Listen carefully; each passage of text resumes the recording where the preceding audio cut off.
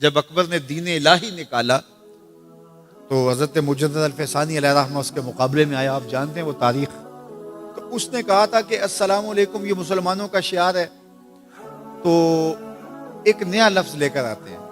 جب بھی کوئی کسی کو ملے تو اس کو کہے اللہ اکبر, وہ بھی جواب میں کہے اللہ اکبر. یہ اپنی طرف سے وہ نئی چیز لے کر آئے. لیکن اسلام نے السلام علیکم کیوں رکھا ہے؟ تو اس کا ایک فلسفہ ہے, اور وہ کیا کہ جب کوئی مسلمان کسی دوسرے مسلمان کو ملے تو وہ کہے السلام علیکم.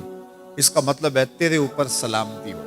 تو گویا وہ ضمانت دے رہا ہے کہ میرے بھائی, تیری جان, تیرا مال, تیری آبرو, تیری عزت میری طرف سے محفوظ ہے. میں تجھے ضمانت دیتا ہوں سلامتی.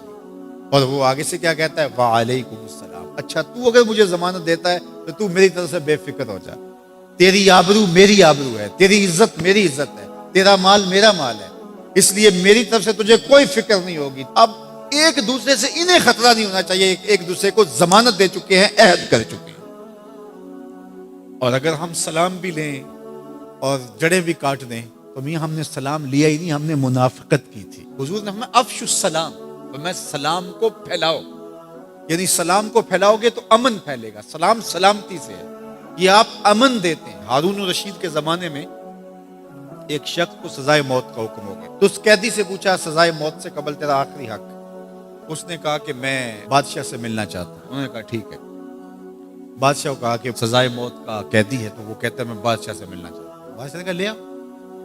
تو دربار لگا تھا, تو وہ قیدی زنجیروں میں جکڑا ہوا لایا گیا. اس نے کہا السلام علیکم. بادشاہ نے کہا وعلیکم السلام. آخری خواہش پوری ہو گئی. جلاد لے جانے لگے, قتل کرنے لگے. کہا تو مجھے قتل نہیں کر سکتے. کہا کیوں؟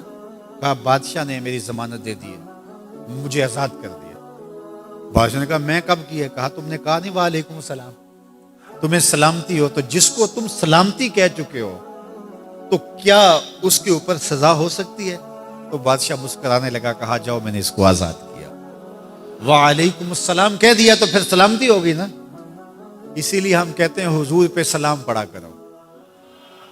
حضور پر جب سلام پڑھو گے تو حضور بھی سلام کا جواب دیں گے.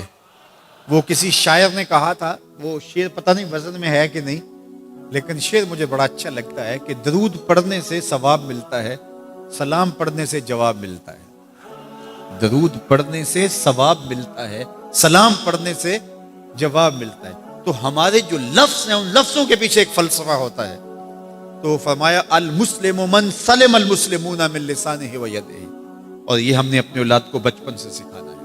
اگر ہم نے ان کو اعلیٰ ڈگریاں بھی کروا دی, ان کو اعلیٰ تعلیم یافتہ بھی کروا دیا دنیاوی اعتبار سے, لیکن یہ بنیادی سبق حضور کا نہ پڑھایا, تو پھر وہ اس تعلیم کے باوصف بھی آپ کو آپس میں الجھتے ہوئے دکھائی دیں گے.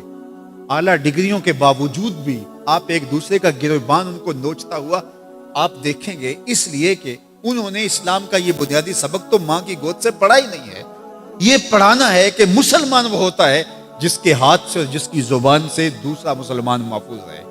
مجھے بتاؤ, جس کو یہ سبق اس کی ماں نے پڑھایا ہو, جس کو سبق اس کے باپ نے پڑھایا ہو, تو وہ کسی مومن کی ماں کو گالی دے سکتا ہے, کسی کے باپ کو گالی دے سکتا ہے, کسی کا گریبان پکڑ سکتا ہے, کسی کو تھپڑ مار سکتا ہے, کسی پہ زیادتی کر سکتا ہے؟ کبھی نہیں کرے گا, اس لیے کہ اس کو حضور کا فرمان یاد ہے کہ مسلمان ہوتا ہی وہ ہے جس کی زبان اور ہاتھ سے دوسرے محفوظ. ہم نے یہ سیکھنا ہے اور اپنے عمل کے اندر اس کو داخل کرنا ہے کہ ہمارے رویے اتنے خوبصورت ہو, ہمارا طرز زندگی اتنا خوبصورت ہو کہ ہمارا پتہ چلے کہ ہم حضور کے غلام ہوتے ہیں. ہمیں خوبصورت رویوں کا درس دیا گیا ہے, ہمیں خوبصورت رویوں کو اختیار کرنے کی تعلیم دی گئی ہے.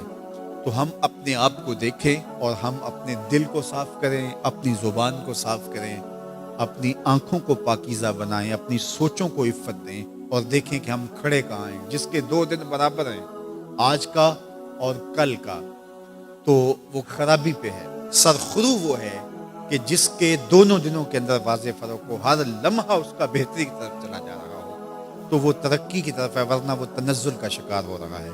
تو ہمیں یہ سبق دیا گیا کہ قد افلح من تزکا, کامیاب وہی ہوا جس نے اپنے من کو ستھرا کیا, اپنے باطن کی صفائی کی, اپنے اندر کو پاک کر